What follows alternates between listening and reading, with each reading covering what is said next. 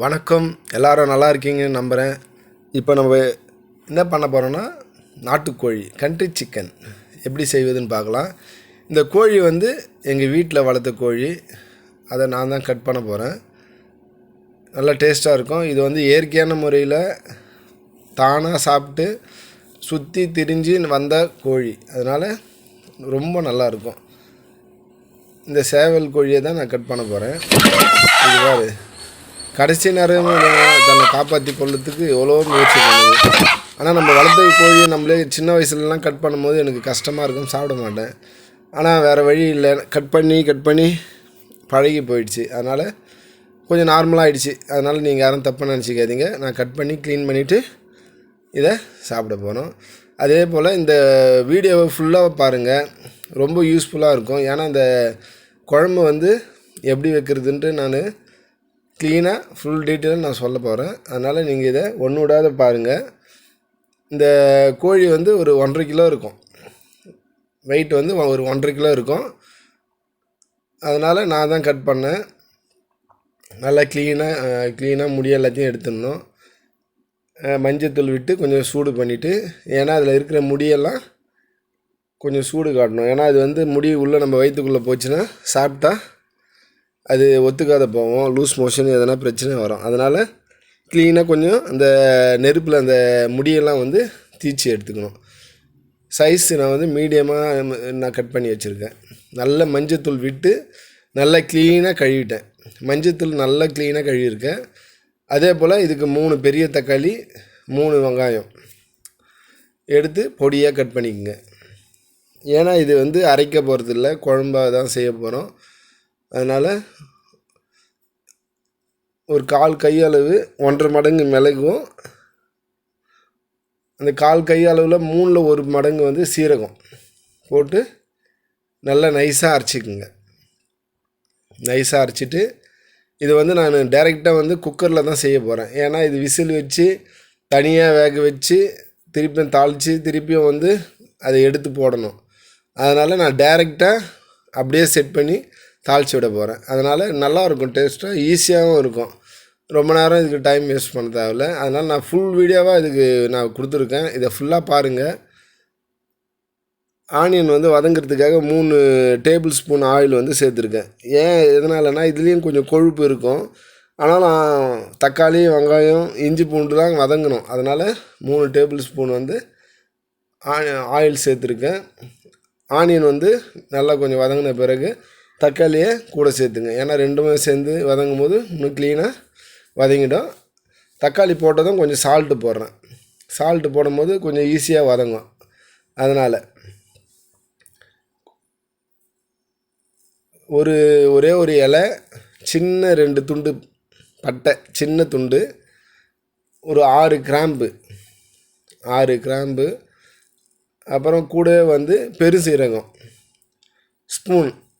ஒரு ஸ்பூனு பெருஞ்சீரகம் கூடவே சேர்த்து மிக்ஸ் பண்ணிவிட்டு நல்லா வதக்கிட்டு, இஞ்சி பூண்டு பேஸ்ட் வந்து நல்லா நைஸாக அரைச்சதை வந்து 2 டேபிள் ஸ்பூன் வந்து இஞ்சி பூண்டு பேஸ்ட்டு நான் எடுத்துக்கிறேன். இஞ்சி பூண்டு பேஸ்ட்டு, தக்காளி, வெங்காயம் நல்லா வதங்கின பிறகு இது வதக்கணும். இதையும் கொஞ்சம் நல்லா வதக்கிக்கணும். ஏன்னா அது வந்து நல்லா வதங்கும் போது தான் நம்ம சாப்பிடும்போது டேஸ்ட்டாக இருக்கும். இல்லைன்னா இஞ்சி பூண்டோட ஸ்மெல்லு நமக்கு தெரியும்.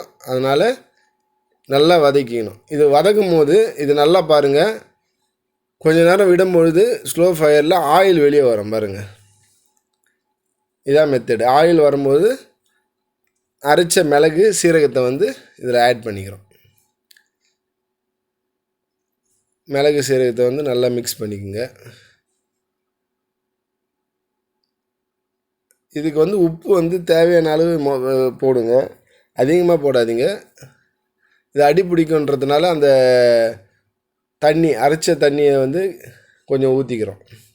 மிளகு சீரகத்தை க்ளீன் பண்ண அந்த ஜாரோட தண்ணியை கொஞ்சம் ஊற்றி கொஞ்சம் நேரம் ஸ்லோ ஃபயரில் 2 டேபிள் ஸ்பூன் மிளகாய்த்தூள், வீட்டு மிளகாய்த்தூள் வந்து ஆட் பண்ணிவிட்டு நல்லா வதங்கணும், அழகாக வதங்கணும். இது பார்க்கும் போதே நம்மளுக்கு சாப்பிட்ணும் போல் தோணும். அதுவும் நாட்டுக்கோழின்னும் போது இன்னும் டேஸ்ட் அதிகமாக இருக்கும். ரொம்ப டேஸ்ட்டாக இருக்கும். நல்லா வதங்கிட்ட பிறகு கட் பண்ணி வச்ச கோழி துண்டுகளை இதில் போட்டுடலாம்.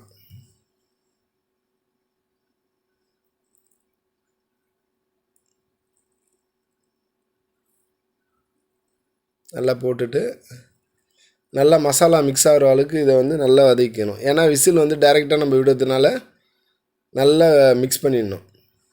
நல்லா மிக்ஸ் பண்ணிவிட்டு ஒரு 2 மினிட்ஸ் வந்து நல்லா மிக்ஸ் பண்ண பிறகு அப்போ தான் வந்து நல்லாயிருக்கும். நல்லா மிக்ஸ் பண்ணிக்கோங்க. பார்க்கவே சூப்பராக இருக்குது.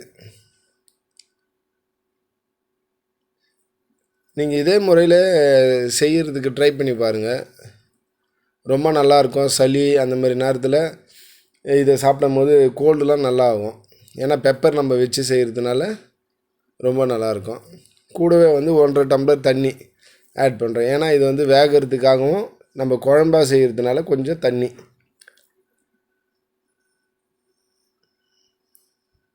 ஓரளவுக்கு இருக்குது பாருங்கள். நல்லா மசாலா மிக்ஸ் ஆகிடுச்சிங்களா? தண்ணி ஊற்றணும். கொஞ்சம் நல்லா மிக்ஸ் பண்ணிவிட்டு காரம் நல்லாவே இருக்கும். உப்பு மட்டும் கொஞ்சம் டேஸ்ட்டு பாருங்கள். ஏன்னா கறியிலையும் டேஸ்ட் ஏறதுனால ஒரு நூல் வந்து கொஞ்சம் போட்டுக்குங்க. அதிகமாக போடாதீங்க, ஒரு நூல் மட்டும் கறியில் ஏறத்துக்காக.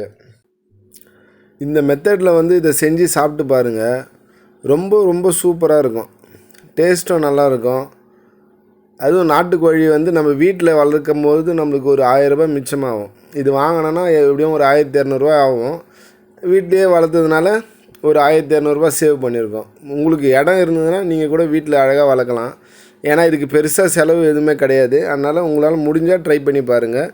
வீட்டில் வளர்க்கும்போது நம்மளுக்கு எந்த நேரத்தில் வேணாலும் கட் பண்ணிக்கலாம். கூட வந்து நான் வந்து கொத்தமல்லி வந்து ஆட் பண்ணுறேன். கொத்தமல்லி நம்ம போடும்போது வாசனையாக இருக்கும். அதனால் கொத்தமல்லி கண்டிப்பாக போடணும். கொஞ்ச நேரம் பொறுத்து நான் வந்து மூடியே போட்டுடுறேன் விசில் போடுறதுக்காக. போட்டதும் விசில் போட்டாச்சு. இதுக்கு வந்து நான் 5 விசில் போடுறேன். விசில் சத்தம் எப்படி இருக்குது பாருங்கள். 5 விசில் போட்டுட்டு நான் எப்பவும் போல் இதுக்கு 6 விசில் போட்டால் போதும். இது கொஞ்சம் நல்ல இலக்கோழி. ரொம்ப முத்தலாக இருந்தால் எப்படியும் 10-12 விசிலுக்கு போடணும். இது கொஞ்சம் வடக்கோழியாக இருக்கிறதுனால நான் 6 விசில் போட்டிருக்கேன். ரொம்ப வடக்கோழியாக இருந்ததுன்னா அவ்வளோ போட வேணாம். எவ்வளோ சூப்பராக வந்திருக்கு பாருங்கள். எப்பவும் போல் நான் வந்து இதில் 2 முருங்கைக்காய் கட் பண்ணி போடுறேன். நீங்கள் டைரெக்டாக அப்படியே முருங்கைக்காய் வேணான்னா 6 விசிலோடு இறக்கலாம். இல்லை முருங்கைக்காய் நான் போடணும், எனக்கு முருங்கைக்காய் போடும்போது இந்த முருங்கைக்காவுடைய வாசனை நல்லாயிருக்கும். நாட்டுக்கோழியில் முருங்கைக்காய், உருளைக்கிழங்கு கூட போடலாம், டேஸ்ட்டாக இருக்கும். 1 விசில் மட்டும் நான் முருங்கைக்காக வைக்கிறேன். நல்லா வெந்திருக்கு, பக்காவாக இருக்குது. குழம்பு பாருங்க, பார்க்குறதுக்கு சூப்பராக இருக்குது. அதனால் நான் வந்து 1 விசில் வைக்கிறேன்.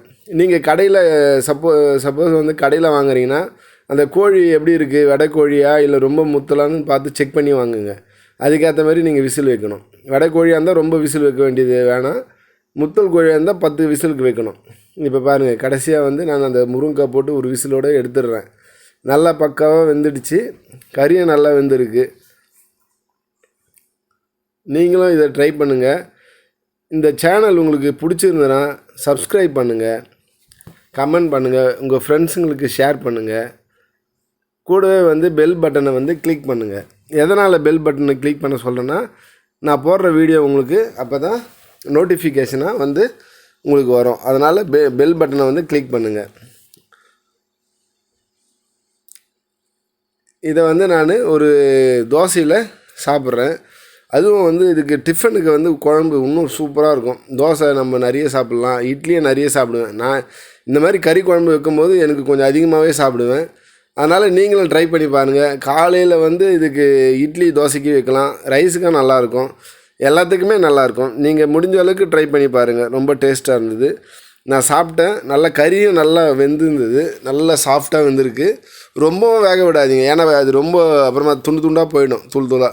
அதனால் மீடியமாக கரெக்டாக இந்த பக்குவம் இருந்தால் போதும். நீங்கள் செக் பண்ணிவிட்டு இதேமாதிரி விசில் வச்சா போதும்.